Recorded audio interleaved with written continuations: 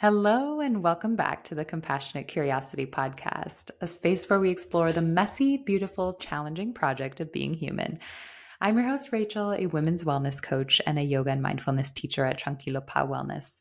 And I help women who feel stuck in cycles of stress, whether that's stress tied to their bodies, emotional overwhelm, or burnout, to find peace again and reclaim self-trust so they can finally feel like themselves again. And here in this space, we dive into the stories we carry about food, movement, our bodies, stress, and self worth, sharing tools, reflections, and lived experience to help you soften the pressure, reconnect with your body, and create more space in your life to breathe, rest, and just be. All guided by curiosity and grounded in compassion. And if you're not already following the show, take a quick second here to hit follow so that you never miss a new episode. And I'm so glad to have you here with me today. Today, I want to talk with you about choice. As you've probably heard me say many times now, probably at least once every episode, awareness leads to choice. When we build our awareness muscle, awareness of the things we're saying to ourselves, what we're feeling and experiencing in our bodies, and what our actions are, we create a space of separation between stimulus and response. And in that separation, in that pause, we're reminded that we have choice, a choice of how to respond, what to do with what we become aware of, which is a really powerful position to be in, right? But today I want to talk about those moments during the day or those times in our lives when it just feels like we don't have a choice. When you're feeling totally stuck or helpless or hopeless. And we're going to talk about what you can do to come back to choice in those very moments. Because I know what it's like to feel completely overtaken by a situation or a challenging emotion or a heavy thought pattern. And the feeling lost in it is totally a real thing and something we all experience as humans. So the question then becomes, if I can't feel choice in those moments of overwhelm, does it even exist? And if it does exist, how much does it really matter? Does choosing actually change anything? And if it does, how can I still access it in those difficult moments when it feels completely out of reach? So that's what we're going to talk about today. And so before we dive in, I want to invite you to just take a few minutes with me here to pause. Pause our doing, to open some space for connection, for rooting, for grounding ourselves, and to remember our worthiness of doing so. So if you're safe and able to right now, I invite you to make yourself comfortable and gently close your eyes. And start by taking a deep breath in through your nose and letting out a long, full sigh through your mouth.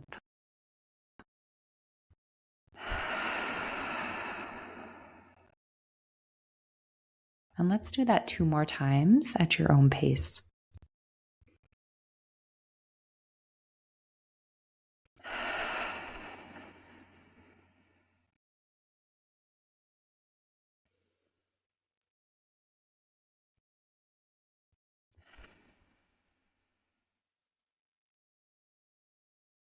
And then just let your breath settle into its natural rhythm, in through the nose, out through the nose, as it is right now. Just noticing how it is right now. Maybe it's shallow. Maybe it's deep and slow. Maybe you're not sure how it is. Just noticing and observing, not trying to change or fix it.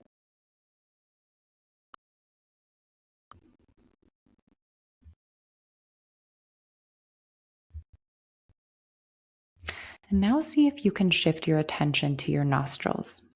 Notice what sensations come up for you as you follow the in-breath go in and the out-breath move out. Maybe there's a coolness, a tingling, a tickling. Maybe there's pain, Just noticing and seeing if you can observe that sensation the way you might if you were lying on your back, staring up at the sky and watching clouds pass by. Can you just observe and witness the sensation as it appears, changes, and then disappears?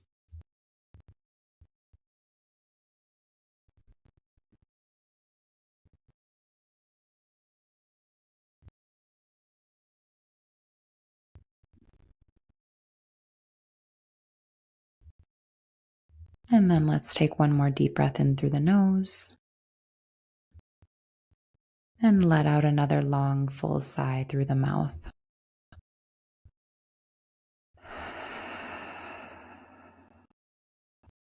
And when you're ready, gently opening your eyes and coming back to this space as you are right here, right now. Thank you so much. So let's start by looking at when are those times when we often feel like we don't have a choice? Because if you're like me, there are times when you feel like you absolutely have a choice in what you can do, say, and feel unstoppable. But then there are those times when it feels like you are just so stuck and like you can't get out of something, whether it's a situation, an emotion, a familiar loop, and you feel helpless. In my own life experience and in working with women, I found that there are 4 main emotions that tend to cloud our choice lens. And 2 things here with that. It's not that every time we experience any of these 4, our choice lens is totally clouded, because there are different levels of intensity, etc. So that's not always the case. And also, these aren't the only 4 emotions that affect our capacity to choose either, but they are emotions that tend to have more of an impact, again, from what I've experienced myself and in my work. So, okay, these 4 tend to cloud our choice lens. What do I mean by that? When we experience these 4, we tend to lose our connection to choice.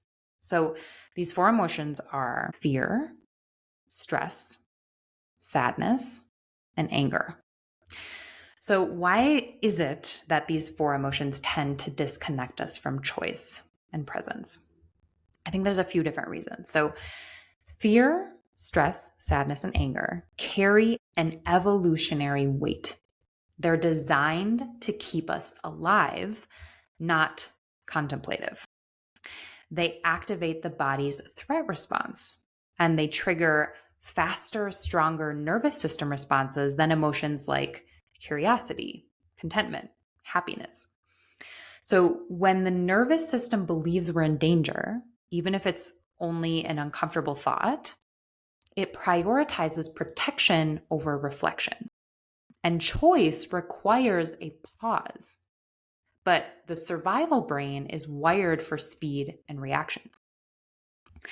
Another reason is that these emotions are powerful.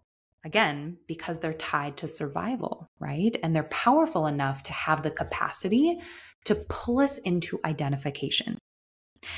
Instead of noticing fear is present in me, we unconsciously shift to I am afraid. I am scared. Meaning you think and believe and truly feel like you are that emotion. And when that's the case, there is no separation, space, or pause between you and the emotion. You being the witnessing presence to that emotional experience.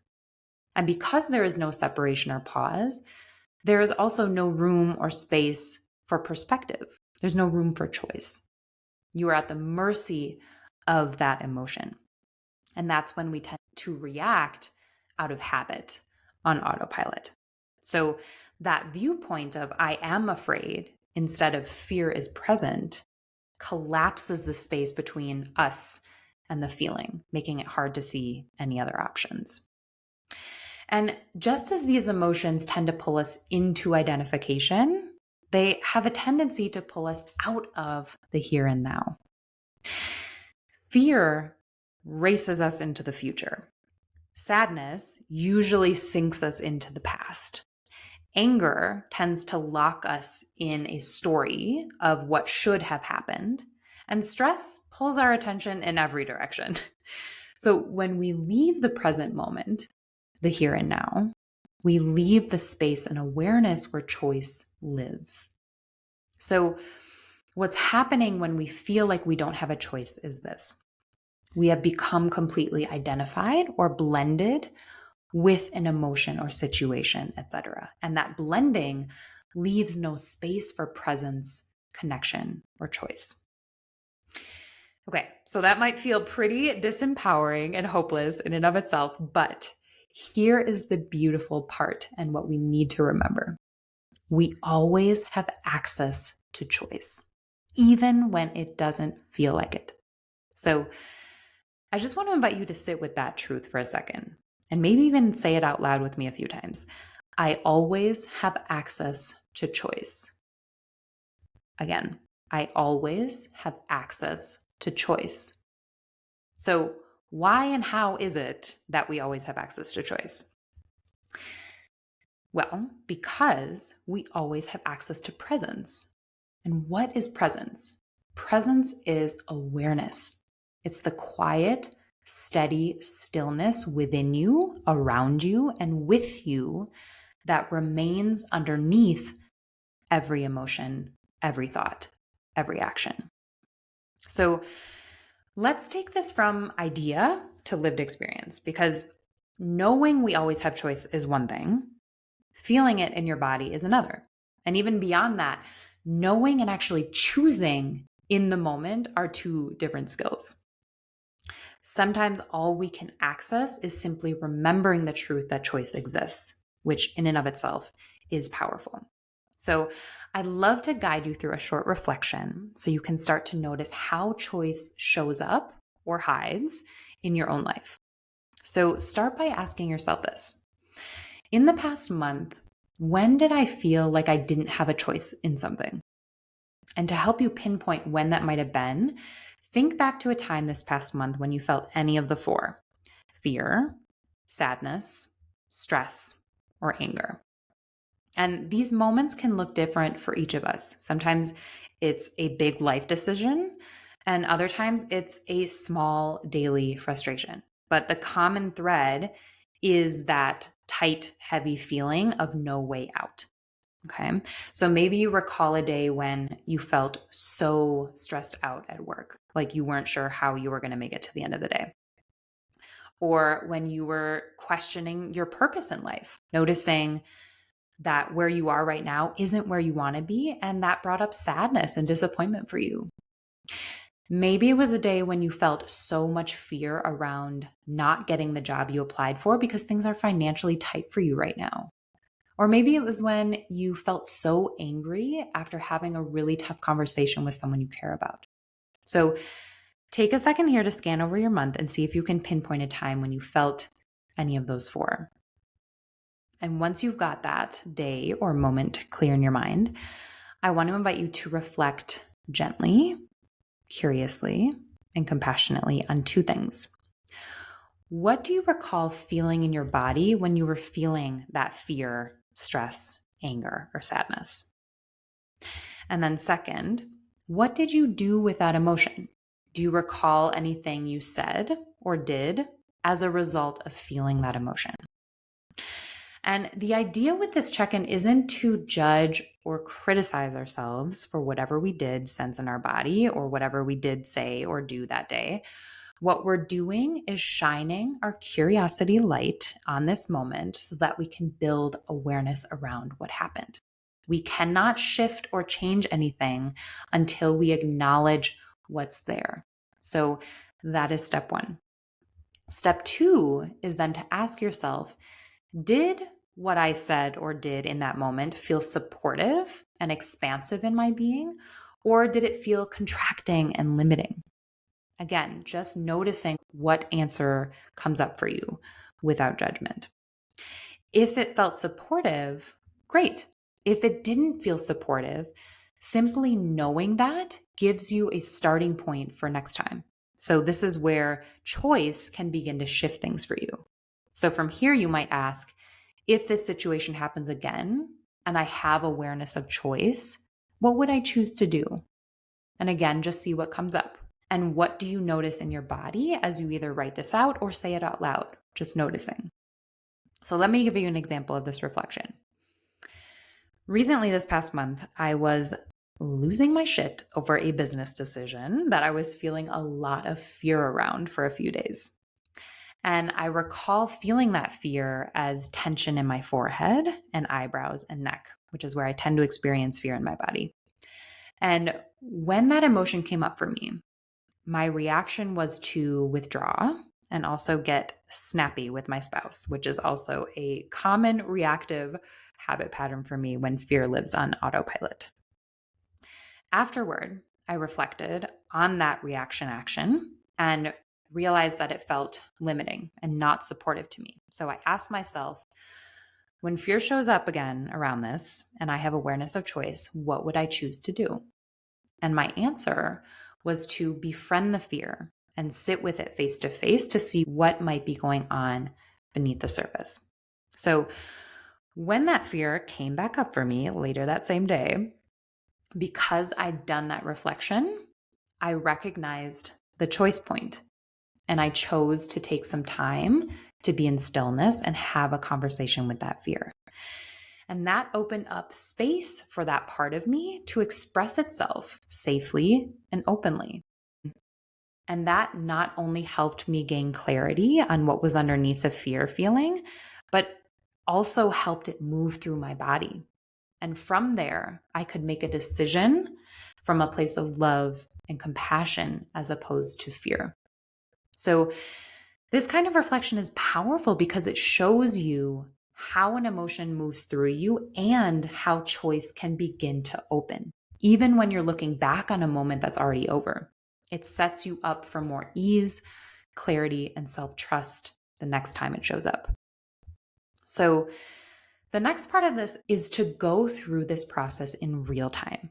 So, when you start to recognize and become more aware of what emotion you're experiencing as you're experiencing it, this is where you can create that separation between you and the emotion, which opens up access to presence and therefore to choice as well.